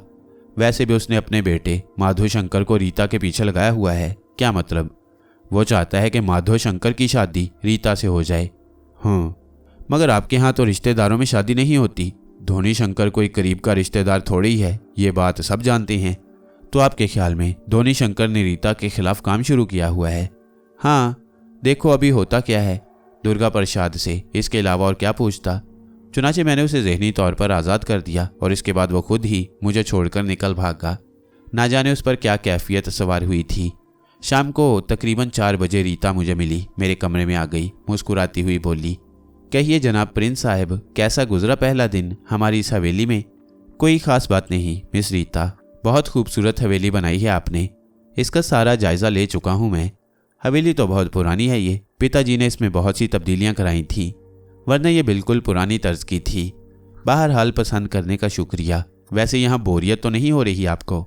बिल्कुल नहीं, अभी तो पहला ही दिन है। लेकिन रीता जी आप कुछ उलझी उलझी नजर आती हैं। हाँ, मैं आपको क्या बताऊँ प्रिंस, माफ़ कीजिएगा, मैं एहतियातन आपका नाम नहीं लूँगी और इस सिलसिले में मैंने बड़ी मुश्किल से अपने आप को तैयार किया है। तो मैं ये कहना चाहती हूँ प्रिंस कि मौजूदा दौर बहुत जदीद है। तरक्की की मनाजिल ना जाने कहाँ से कहाँ तय हो चुकी हैं और हम अभी उन्हीं चक्रों में पड़े हुए हैं। अब मैं क्या बताऊँ आपको कि अपनी इस कैफियत का एहसास करके मुझे कितनी शर्मिंदगी होती है। तमाशा बन जाती हूँ मैं दुनिया के सामने। मुझे बहुत दुख होता है खुद अपने आप पर। यह सब कुछ मुझे नहीं चाहिए था। कम से कम इंसानों की तरह तो रहती। एक बड़े आदमी की बेटी हूँ और कैसी अनोखी और दुख भरी बात है कि सारे के सारे मेरे पिताजी की दौलत के पीछे पड़े हुए हैं। माताजी से एक बार मैंने कहा भी था कि जो कोई जो कुछ मांगता है दे दें, हमारे पास जो बचे उसे लेकर किसी कोने में पड़े रहें, कम से कम मुझे ज़िंदगी का एहसास तो हो। आप यकीन करें प्रिंस, बहुत दुखी हूँ मैं अपने लिए। एक और सवाल कर सकता हूँ आपसे रीता जी? हाँ हाँ बोलें, क्या बात है? आपके अपने दिल में कोई नहीं है? मतलब?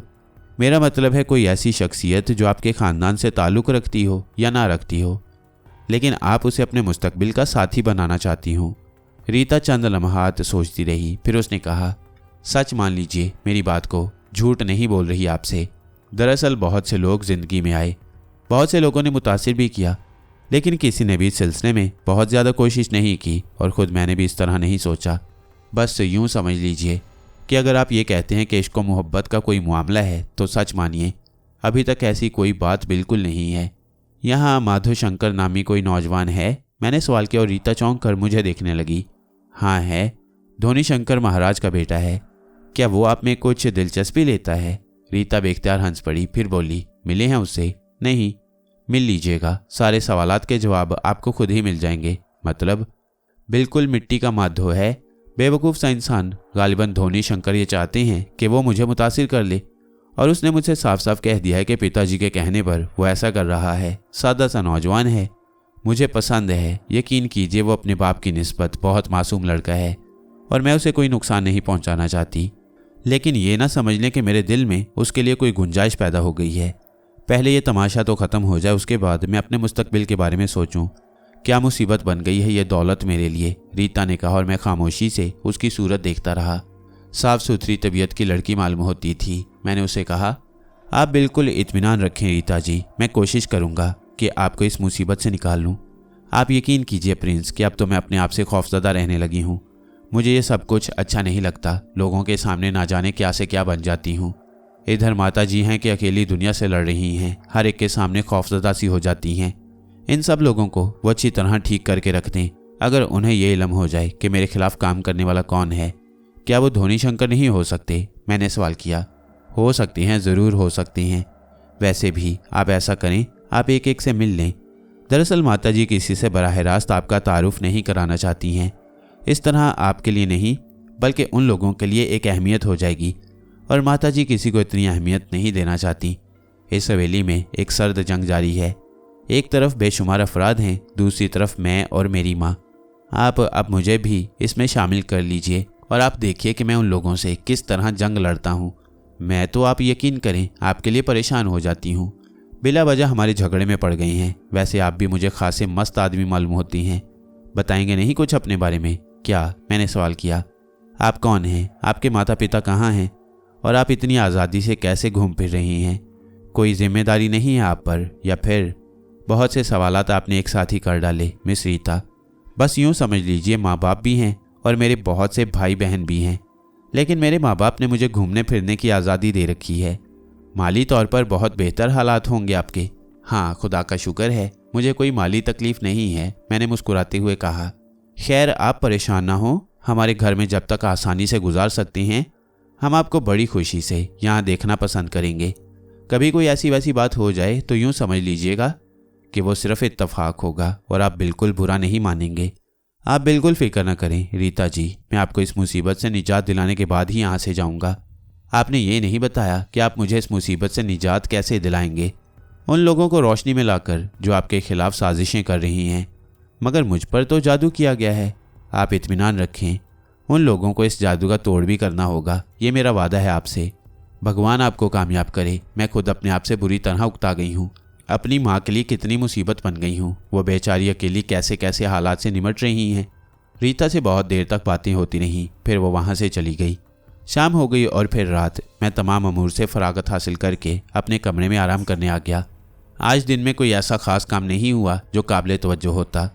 मैं अपने कमरे में मौजूद अपनी तमाम चीज़ों के बारे में सोच रहा था। मेरे बिस्तर के सरहाने के अंत सामने एक खिड़की थी और उस खिड़की को खोलने से हवा के खुशगवार झोंके अंदर आते। उस वक्त रात हो चुकी थी और अच्छा खासा वक्त गुजर गया था। मैं बिस्तर के तकिए से टेक लगाए बैठा यूं ही खिड़की के दूसरी जानिब घूर रहा था कि मुझे दो आंखें नजर आईं, दो सुर्ख और चमकदार आंखें, बड़ी बड़ी आंखें जो मुझे घूर रही थीं। मैं बुरी तरह चौंक पड़ा। यूं महसूस हुआ जैसे कोई मुझे छुपकर देख रहा हो, लेकिन ये आंखें इस कदर खतरनाक थीं और इतनी चमकदार थीं कि मुझे उनकी जानिब मुतवज्जा होना पड़ा। सुरख सुरख डेले और उनके दरमियान स्याह पुतलियाँ, लेकिन सारी की सारी इस तरह चमक रही थी कि मुझे साफ नजर आ रही थीं। कौन हो सकता है ये, मैंने सोचा। एक लम्हे के लिए दिल में खौफ का सा एहसास नमूदार हुआ, लेकिन दूसरे लम्हे में उछलकर बिस्तर से नीचे उतर आया और खिड़की के पास पहुंच गया। चमकदार आंखें अब भी वहां मौजूद थीं, लेकिन मुझे कोई नज़र नहीं आ रहा था क्योंकि सामने की सिमत मुकम्मल तारीकी थी। मैं हैरानी से उन आंखों को देखता रहा। कुछ देर तक वो आंखें मुझे देखती रहीं और फिर अचानक ही गायब हो गईं, लेकिन कुछ समझ में नहीं आ रहा था कि किस्सा क्या है। दिल तो चाहा कि फ़ौरन ही जाकर ये मालूम करने की कोशिश करूं कि वहाँ कौन था जो उस खिड़की से मुझे घूर रहा था, लेकिन कोई था ज़रूर और फिर हिम्मत करके बाहर निकल ही आया। मेरे पास कोई ऐसी रोशनी नहीं थी जिससे मैं वहाँ का जायज़ा ले सकता जहाँ वो आंखें मौजूद थीं, लेकिन आगे बढ़ता चला गया और फिर उस खिड़की के दूसरी जानिब पहुँच गया। खिड़की के दूसरी तरफ लॉन का एक हिस्सा था, सामने दीवार बनी हुई थी और उसके आसपास ही दरख्त झूल रहे थे। दीवार के बिल्कुल करीब पहुंचकर मैंने उस जगह का अंदाज़ा लगाया जहां से वो आंखें मुझे घूर रही थीं, और ये देखकर मैं हैरान रह गया कि वहां दो छोटे छोटे सुराख दीवार में बने हुए थे। यहाँ से साफ अंदाज़ा होता था कि यहाँ वो जगह है जहाँ से मेरी खिड़की नज़र आती है और जहाँ से मैंने इस सिमत देखा था। दीवार में बने हुए ये दोनों सुराख बिल्कुल आंखों जैसे थे, लेकिन इस वक्त ये सुराख बेनूर थे और इनमें ज़िंदगी की कोई रोशनी नहीं थी, जबकि वो आंखें। मैं हैरानी से इस बारे में सोचता रहा और फिर वहाँ से हट आया। अगर किसी ने मुझे देख लिया तो क्या सोचेगा। बिस्तर पर आकर लेट गया और बहुत देर तक उधर घूरता रहा, लेकिन अब वो सुराख यहाँ से नज़र नहीं आ रहे थे। फिर उनमें भला दो रोशन आंखें जगमगाती कैसे नज़र आ जाती। बहुत देर तक मैं देखता रहा और इसके बाद एहतियातन खिड़की बंद कर दी।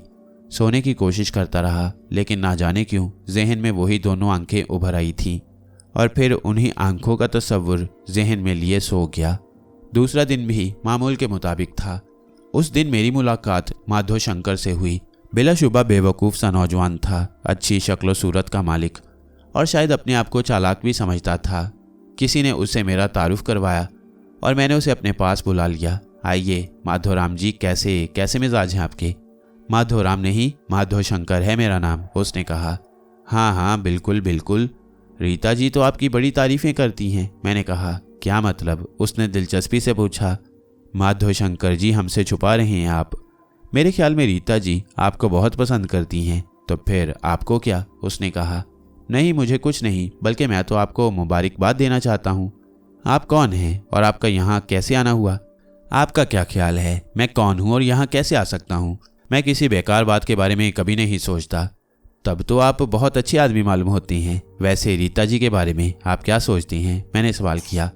जो कुछ सोचता हूँ आपको क्यों बताऊँ? बताना तो है आपको माधव शंकर जी।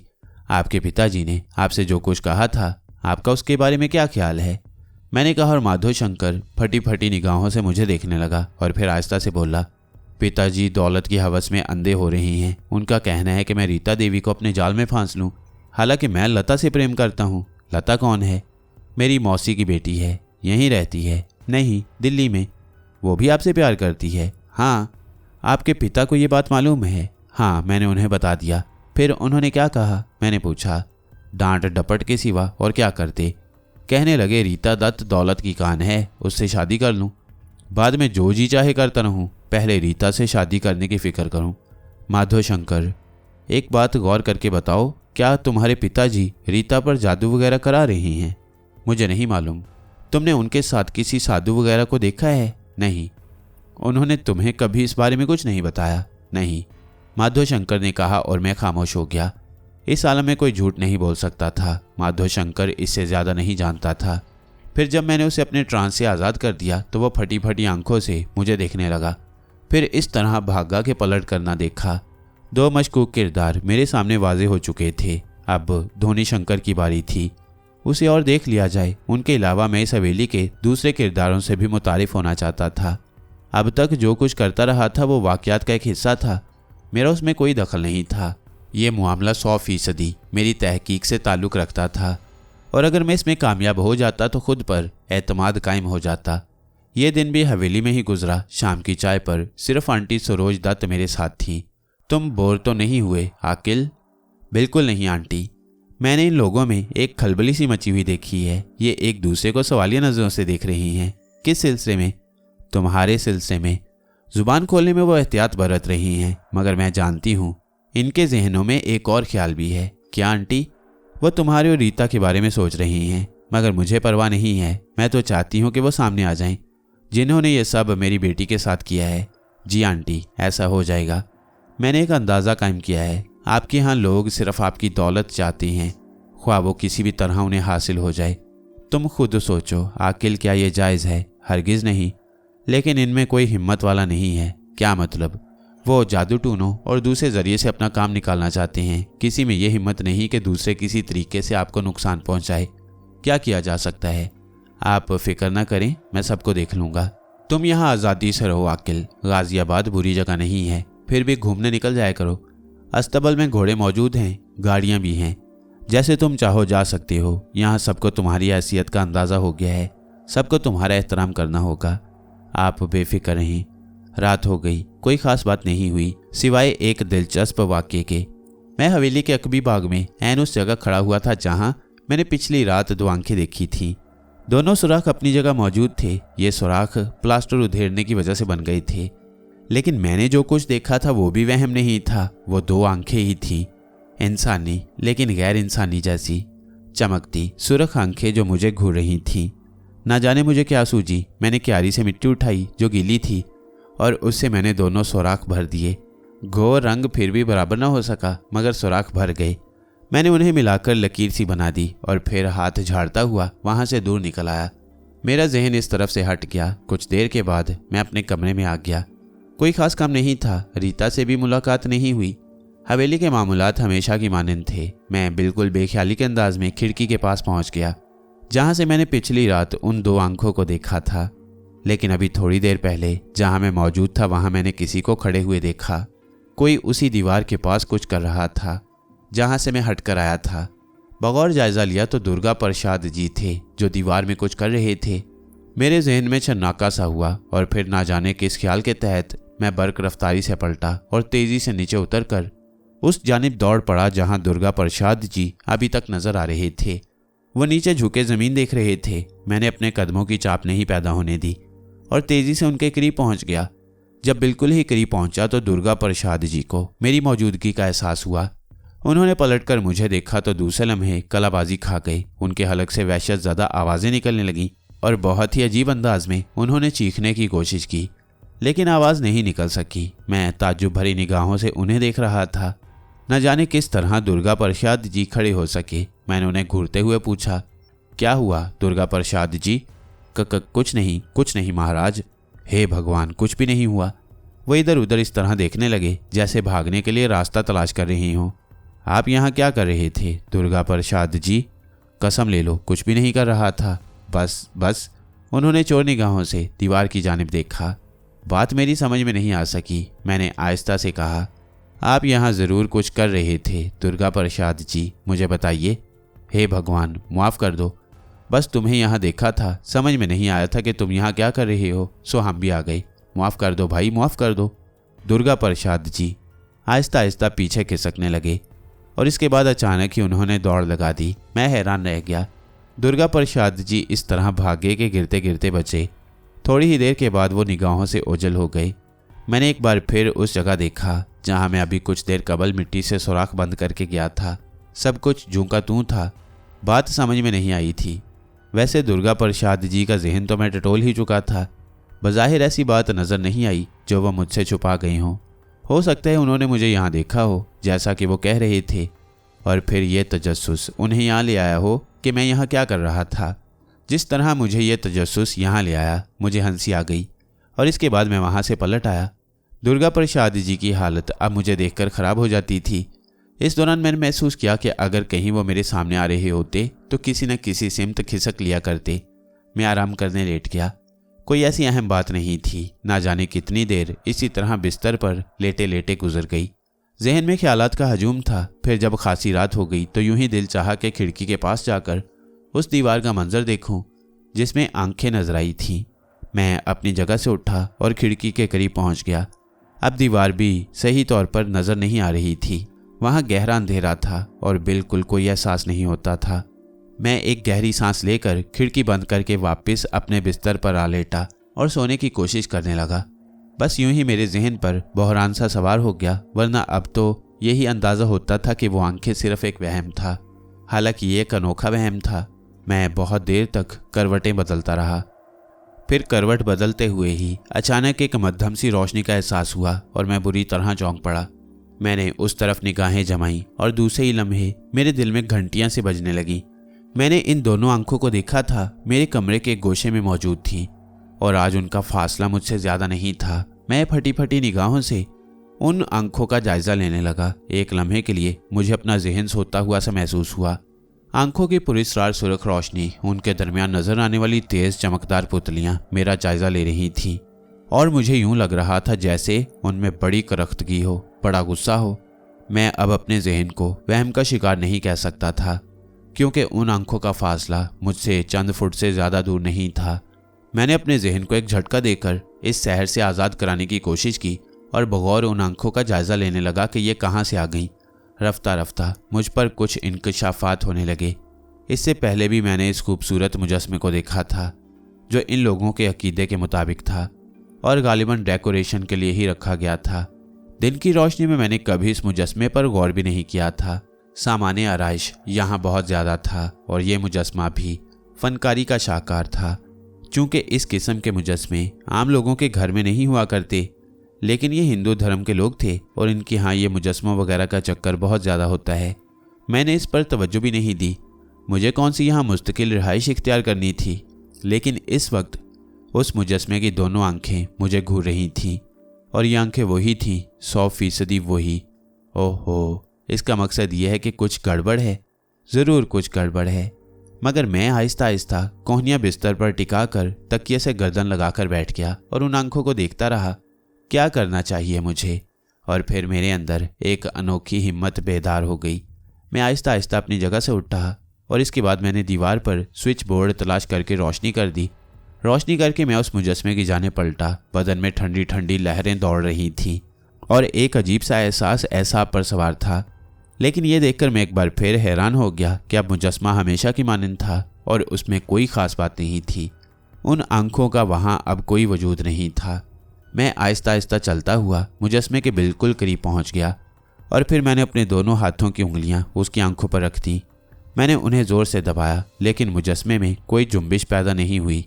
मैंने घुर्राते हुए लहजे में कहा, तुम जो कोई भी हो, मैं तुम्हारी ये चिराग हमेशा के लिए बुझा दूंगा, समझे? मैंने मुजस्मे पर ज़ोर से घूंसा मारा और मुझे अपनी उंगलियों में चोट सी लगती महसूस हुई। पथरीले मुजस्मे को कोई नुकसान नहीं पहुंचा। मुझे न जाने क्यों बड़ी अजीब सी कैफियत का एहसास हुआ। काफ़ी देर तक मैं मुजस्मे के पास खड़ा रहा और फिर मैंने गुर्राते हुए लहजे में कहा, मैं दोबारा रोशनी गुल कर रहा हूँ, मेरे सामने आओ, देखूंगा कौन हो तुम और कितनी कुव्वत वाले हो। बिस्तर पर जाकर बैठ गया। अभी बिस्तर पर बैठा ही था कि हल्की सी दस्तक हुई और मैं उछलकर खड़ा हो गया। मुझे अपना वो चैलेंज याद था जो अभी थोड़ी देर कबल मैंने दिया। दस्तक दूसरी बार सुनाई दी और मैंने दिल ही दिल में गहरी गहरी सांसें लेते हुए एक बार फिर दीवार पर लगे स्विच बोर्ड का बटन दबा दिया। तेज रोशनी हुई और मैं दरवाजे की जानिब बढ़ गया। मेरे जहन में यही एहसास था कि बाहर कोई ऐसी ही हस्ती मौजूद होगी जो मेरे लिए बिल्कुल अजनबी होगी और हो सकता है मुझे उसके हाथों कुछ नुकसान भी उठाना पड़े। मैंने इन्हीं एहसासात के तहत दरवाज़ा खोला, लेकिन बाहर सरोज दत्त को देखकर मैं हैरान रह गया। आंटी, आप सो गए थे? माफ़ करना, आ सकते हो मेरे साथ, जल्दी आओ। सरोज दत्त के चेहरे पर हवाइयाँ उड़ रही थीं। मैंने जल्दी से रोशनी बुझा दी और उनके साथ नंगे पाँव ही बाहर निकल आया। क्या बात है आंटी, खैरियत तो है? रीता की हालत बिगड़ रही है, बहुत बिगड़ रही है उसकी हालत, सरोज दत्त ने कहा। चलिए देखूं क्या बात है, मैंने कहा और सरोज दत्त खामोशी से मुझे साथ लिए हुए राहदारी में उस सिमत बढ़ गई जहां रीता का कमरा था। रास्ते में मैंने सरगोशी के अंदाज में उनसे पूछा, क्या हो गया है? वही कैफियत जो पहले होती रहती है, लेकिन तुमने उसे अभी तक इस कैफियत में नहीं देखा है। हवेली के बाकी लोग सो गए हैं, भगवान जाने, बज़ाहिर सभी सो गई हैं, सरोज देवी ने कहा और मैं रीता के कमरे के दरवाजे पर पहुंच गया। दरवाज़ा सरोज देवी ने ही खोला और मुझे अंदर आने का इशारा करके अंदर दाखिल हो गई। फिर उन्होंने तेज़ रोशनी जला दी। रीता बिस्तर पर मौजूद थी। उसके जिस्म पर नाइटी थी और वह बिस्तर पर दो जानू दोनों हाथ फैलाए बैठी हुई थी। उसका अंदाज किसी जानवर जैसा था। दोनों घुटने बिस्तर पर टिके हुए और दोनों हाथ भी और गर्दन उठी हुई थी। बाल सामने बिखर कर आ गए।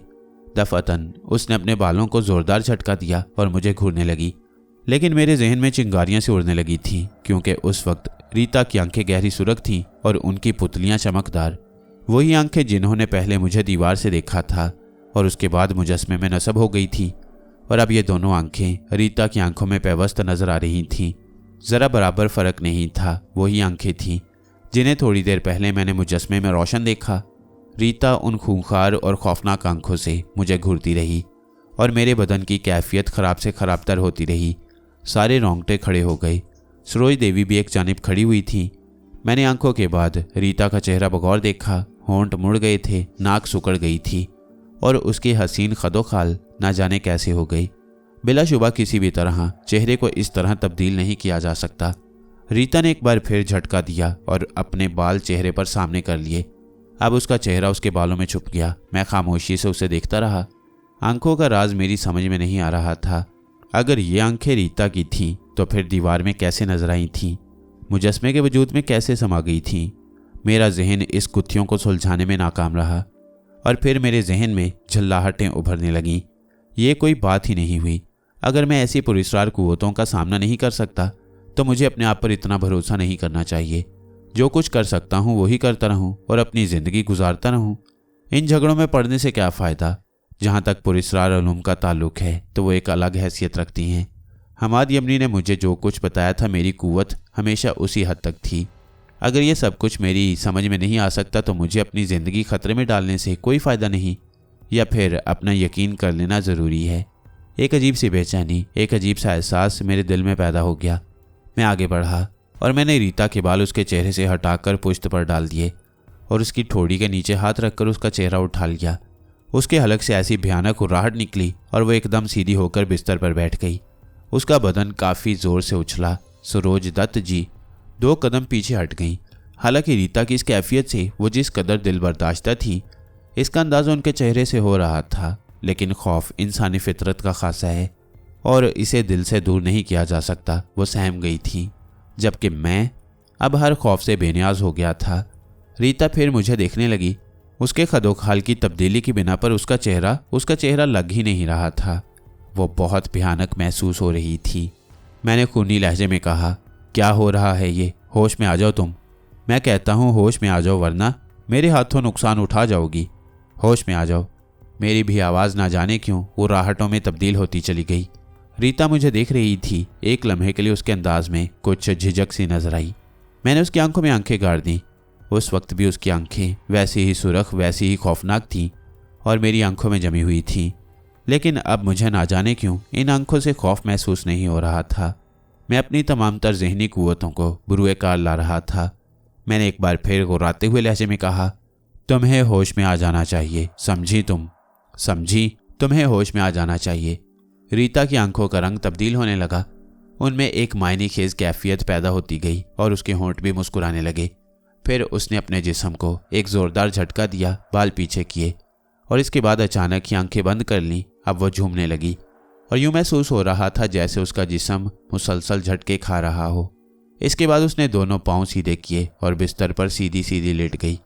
उसका सांस तेज तेज चल रहा था और एक लम्हे में मैंने ये महसूस किया कि उसके खदोखाल भी एतदाल पर आते जा रही हैं। उसकी एक कैफियत ख़त्म होने लगी और थोड़ी देर के बाद वो बिल्कुल नॉर्मल हो गई, लेकिन वो सो रही थी गहरी नींद। ऐसा लग रहा था जैसे इससे पहले जो कुछ हो रहा था वो आलमे होश में ना हो। सरोज देवी आहिस्ता से आगे बढ़ी। उन्होंने रीता का चेहरा देखा और फिर ठंडी सांसें लेकर बोली, अब ये ठीक मालूम होती है, आप इसे चादर ओढ़ा दें आंटी। मैंने कहा और सरोज देवी ने मेरी हदायत पर अमल किया। उसके चेहरे पर आबगम आलूद कैफियत पैदा हो गई। मैंने उनसे पूछा, क्या आप रीता देवी के कमरे में ही सोती हैं? नहीं। इससे पहले भी कभी ऐसी हालत हुई? हाँ, 2-3 बार। बाद में आपने इन्हें तन्हा छोड़ दिया? हाँ। अगर मेरा अंदाज़ा गलत नहीं है तो अब ये आराम से सोती रहेगी। लेकिन इससे पहले इतनी आसानी से ये सब कुछ नहीं हुआ। इसने पूरी रात गुजार दी थी और सुबह के वक्त इसकी कैफियत बहाल हुई। यूं लगता था जैसे कोई इसके वजूद से निकल कर चला गया है और अब वो अपनी असली हालत में है। इस वक्त ये तुम्हारी वजह से इस कैफियत में आई है। अगर आप मुनासिब समझती हैं आंटी तो फिर रीता देवी को यहीं छोड़ दीजिए और आप अपने कमरे में चलकर आराम कीजिए। सरोज देवी थोड़ी देर तक सोचती रहीं, फिर उन्होंने कहा, हाँ ठीक है, आओ। और इसके बाद मैं उन्हें साथ लिए हुए बाहर निकल आया। अब इतनी रात तो हो गई है, 5-10 मिनट मुझे भी दे सकोगे? उन्होंने कहा, जी क्यों नहीं, मैंने जवाब दिया और सरोज देवी मुझे अपने कमरे में ले गई, मुझे साथ बिठाया और कहने लगी, तुमने देखा अकिल, इन हालात में ज़िंदगी गुजार रही हूँ मैं। इसे दुनिया की कोई भी बीमारी होती, मैं सारी दुनिया के डॉक्टरों को लाकर इसके करीब बिठा देती, लेकिन इस बीमारी का कोई इलाज नहीं है मेरे पास। गुरु जगराजन राज भी लंदन में नहीं मिले। लोगों ने बड़ी आस दिलाई थी उनके बारे में, लेकिन एक बात बताओ अकिल, तुम इन कामों को जानते हो? किन कामों को?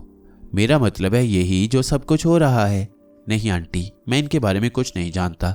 क्या मैं ये बात सच मान लूँ? मैं समझा नहीं आंटी। तुमने जहाज ही में कहा था, बल्कि इस पर जो दौरा पड़ा था तुमने उस वक्त भी इसे हुक्म दिया था और ये ठीक हो गई, और इस वक्त भी ये सब कुछ मैंने अपनी आंखों से देखा है। नहीं आकिल, यूं लगता है जैसे तुम ये जंतर मंतर जानते हो। आंटी, ये मैं सब कुछ नहीं जानता, आपको सब कुछ सच बता रहा हूँ, लेकिन एक बात ये भी कह रहा हूँ कि रीता देवी ठीक हो जाएंगी, आप परेशान ना हो। भगवान जाने क्या होगा, अब तो सचमुच दिल उकता गया है इन बातों से और डरने लगी हूँ मैं। एक लम्हा ऐसा भी आता है जब मैं अपनी इस इकलौती बेटी से भी खौफजदा हो जाती हूँ। मुझे मौत से डर नहीं लगता आकिल, यकीन करो, मुझे मौत हर कीमत पर कबूल है। लेकिन ये सब कुछ क्या हो गया आखिर? हमारा आखिर क्या होगा? आपको इत्मीनान रखना चाहिए आंटी, कुछ ना कुछ हो जाता है। जब कोई बात किसी की समझ में ना आए तो फिर आसमानी कुव्वतें उनका खात्मा करती हैं और हम भूल जाते हैं कि हमारे साथ कुछ अरसा कबल क्या वाक़यात पेश आए थे। आप वाकई इत्मीनान रखें आंटी, सब ठीक हो जाएगा, बिल्कुल ठीक हो जाएगा। सरोज देवी सोचती नहीं और इसके बाद उन्होंने ठंडी सांस भर के कहा, जाओ बेटा, तुम आराम करो, तुमने हमारे लिए बिला वजह मुसीबतें मोल ले ली हैं, भगवान तुम्हारी रक्षा करे। मैं 2-3 मिनट तक इसी अंदाज में बैठा रहा और इसके बाद सरोज देवी के कमरे से बाहर निकल आया। दूसरे दिन मेरी ज़हनी कैफियत खासी बेहतर थी। रात के वाक़यात को नज़रअंदाज नहीं कर सकता था और ना उनके बारे में कुछ समझ में आया था। रीता से मुलाकात नहीं हुई, सरोज देवी से अलबत्ता सुबह के नाश्ते पर मुलाकात हुई।